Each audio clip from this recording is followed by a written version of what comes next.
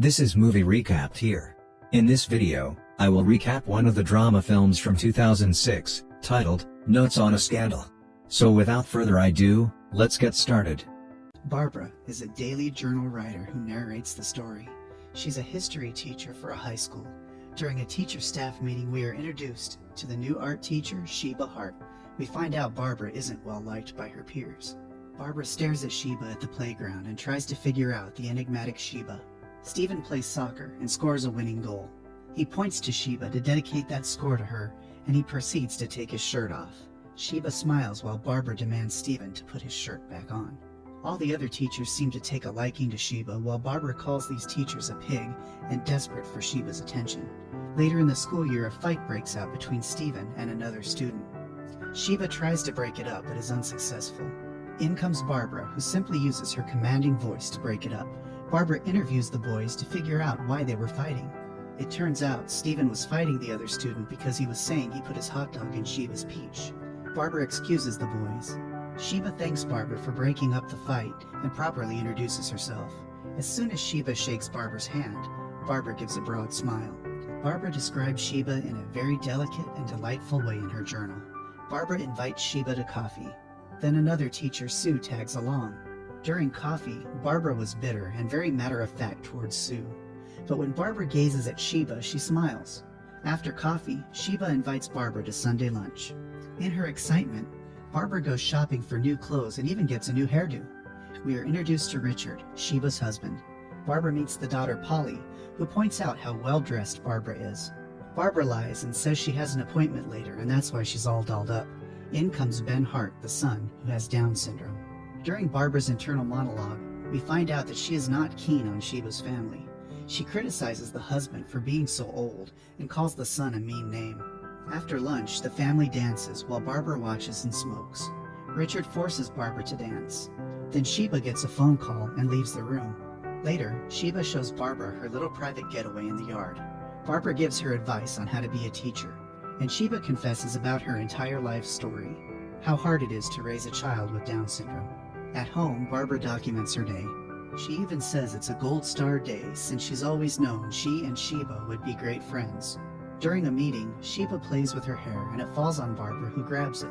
Barbara believes that in a different life they would be companions. Later in the school year, during a Christmas play, Barbara leaves and looks for Sheba. Through the cracks of a window, a half-naked woman can be seen. Then she realizes Sheba's performing a Joe blob on Stephen, the 15-year-old student.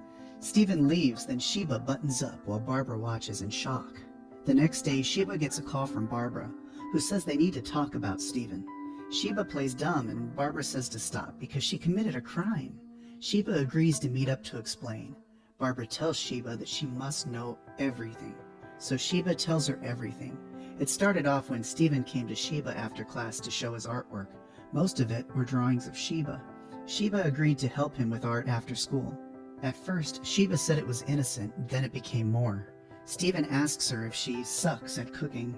We all know from earlier that she does indeed suck at cooking. At first, Sheba stopped Stephen's advances, but was soon entranced by the secretive nature of it all. Stephen tells Sheba how his home life is pretty crappy, then tells Sheba how beautiful she is. During all of this, Barbara is shocked. Sheba says that she felt entitled to have a bit of fun since all her life was dedicated to her family. We are shown Sheba leaving her family at 8 p.m. because Stephen invited her out. They meet under a bridge. Sheba caresses his face. Then at the train tracks, Sheba tells him to keep it a secret. Stephen says she can trust him. Then they kiss. Stephen puts his hot dog in her donut. Then Stephen smokes right after their act. Stephen asks if Sheba's daughter is the same age as him. Stephen compliments Sheba and says she's fit. Sheba says he's fit too, and he's done her brain in. I guess someone got never mind. Stephen and Sheba mix hot dogs and donuts a second time in one night. Barbara is told that the affair had already started when she broke up the fight between Stephen and the other student. Sheba apologizes profusely about not coming clean sooner. Sheba knows Barbara has to tell the principal all of this, so she asks Barbara not to tell a soul until the new year. In a sick twist, Barbara realizes that she can use this information against Sheba. Barbara promises she will not tell anyone, and Sheba cries in relief. Barbara makes Sheba promise that the affair must end and must also tell her husband by the end of Christmas. Later, Sheba notices Barbara's cat, Portia, in the car. Barbara definitely fits the old, lonely woman trope. At the end of the night, they say goodbye. Barbara narrates that they now share a deep understanding. At home, Sheba kisses her husband. Then she goes to Polly, whose boyfriend just broke up with her. Sheba is able to continue her life as if nothing happened. Meanwhile, Barbara is celebrating Christmas with a bunch of old people. They ask her if Jennifer Dodd is still in touch with her. Barbara says no, not anymore. Jennifer got engaged with some random man. At Sheba's house, she's tending to a bunch of family members. She receives a notification on her phone. It's Stephen, who texts her about putting his eggplant inside her flower. During the party, Sheba hears her in-laws criticizing her. Sheba takes out the trash, and Stephen is outside waiting to give her a Christmas present. No, not that kind of present. She opens it, and he says the necklace is made of real fake gold, whatever that means. Sheba tells him she can't see him anymore. Richard comes out looking for her, then goes back inside. Stephen asks if that was her dad. Sheba lies and says it's her uncle. Stephen kisses her, and she kisses him back. I guess the affair isn't over. Back at Barbara's home, we see her writing in her journal again. An old woman comes to her room. The old woman apologizes about Jennifer, then asks Barbara if there's another special woman. Barbara deflects the question by acting stupid. At the train tracks, Stephen puts his sausage inside Sheba's hot pocket again. After the holidays, Sheba gives Barbara a gift, an expensive frame with Barbara's cat's name on it. We see Sheba and Stephen naked, acting like a couple. Stephen puts on a hat and asks what it's for. Sheba says it's for her 12-year-old son. Disturbed by this, Sheba tells him to take it off. At the vet, we see Barbara upset because she will have to put her cat down soon. Then she's at Sheba's house the next day trying to cope with the news. Sheba's cell phone rings, and she tosses it. As Barbara is about to leave, Sheba's phone beeps again. Barbara tells Sheba when someone was feeling down at their old school, they would stroke each other. It's a wonderful sensation, she says. Barbara grabs Sheba's hands and begins to stroke her. Barbara begins caressing her arm. Then Sheba tells her that's enough. As Sheba is trying to force Barbara to leave, Barbara sees someone in the garden. She tells Sheba to call the police, but Sheba says it's just the neighbor's boy. Sheba's phone rings again, and they both lunge for it. Barbara picks it up, and Stephen asks, "Where are you? I've been dreaming of your hot, sweet Venus flytrap." Barbara walks away, and Sheba runs after her. Right outside, Sheba says she tried to end it, but couldn't. Barbara mocks her about being in love with a child. And with the most brutal savagery, Miss Dame Judi Dench gives the performance of a lifetime and tells Sheba she isn't young. Barbara threatens her to end it now or else she'll tell Richard. Sheba agrees to end things. Sheba goes to Stephen's house and finds that Stephen's life is actually not terrible after all. Sheba can't help but feel a little manipulated. Stephen is upset about the possibility of everyone finding out. In their discussion, Sheba realizes that Stephen never really cared for her emotionally. He was just in it for her notorious VAG. Barbara picks up Sheba and gives her a consoling hug. Barbara writes in her journal that Sheba now has nowhere to turn except for her. She admits in her journal that Sheba was the one she's been waiting for. She believes that Sheba's relationship with her husband was but a sham, and now she and Sheba are quietly negotiating terms of their life together. Barbara tells Sheba that she was talking to her friend Jennifer Dodd on the bench that they're currently sitting on. Barbara said Jennifer became alarmingly deluded and suffered from a terrible depression and then moved away. Barbara admits that she's afraid of being alone and wonders if this new connection with Sheba is special.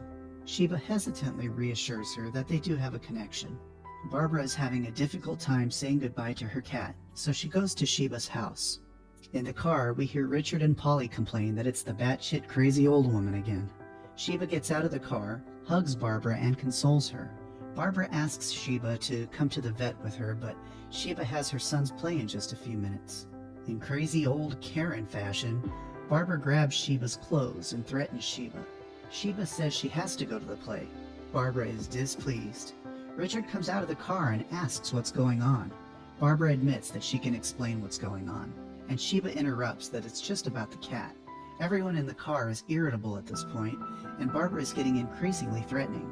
Barbara tells her to choose wisely, or else. Sheba gets in the car and they drive away. Barbara narrates that she would go to the ends of the earth for someone she admires while she buries her cat.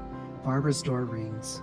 A teacher says he wants to talk to Barbara about a delicate situation concerning Sheba. They sit down and he asks Barbara if Sheba ever mentioned him. He admits that he's in love with Sheba. Barbara tells him that he's not her type, because she's into boys. She says there's playground gossip about Sheba and Stephen having an affair. The teacher is shocked.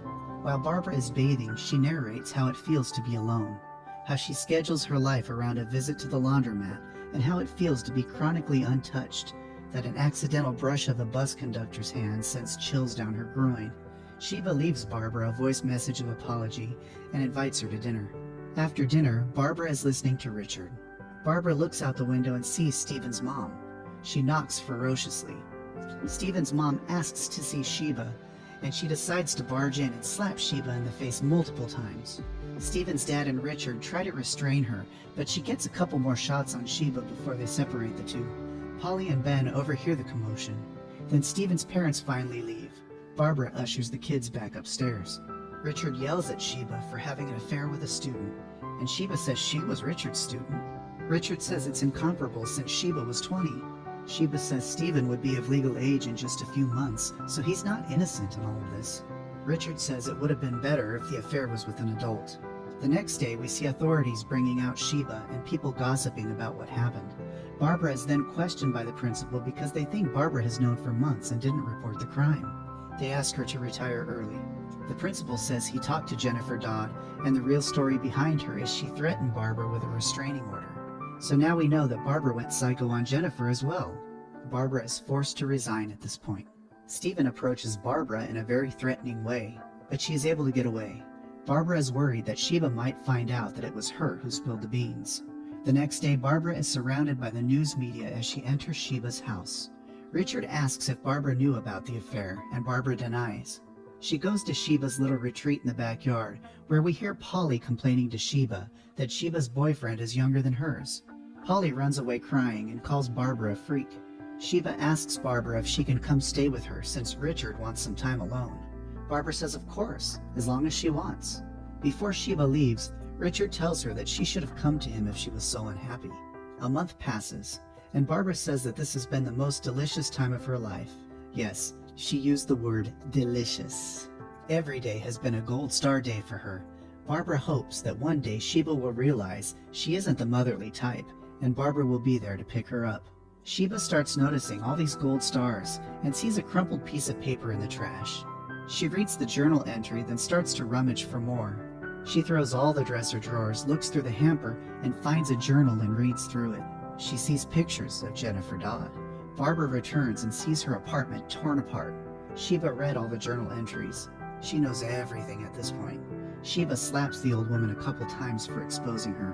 Barbara says 2 years in prison will fly by and they'll have so much life to live together. Sheba tells her that this isn't a love affair, then questions how Barbara even got a strand of her hair to put in the journal. Sheba pushes Barbara and calls her a bitter old virgin. She was so stupid for being friends with Barbara, especially since all the other teachers hated her. Sheba rushes out and screams at the news reporters. Barbara pushes them aside and brings Sheba back in. The next day, Barbara buys a new journal. Sheba knocks on her husband's house, and Richard invites her in. We see a headline saying she was sentenced to 10 months. The camera zooms out to a woman reading the newspaper, then Barbara talking to the woman. They talk about Sheba. Barbara pretends she's not psycho. Barbara proceeds to flirt with this new woman. They shake hands, and the cycle probably continues again. Thanks for watching. Please hit the subscribe button so you never miss an update.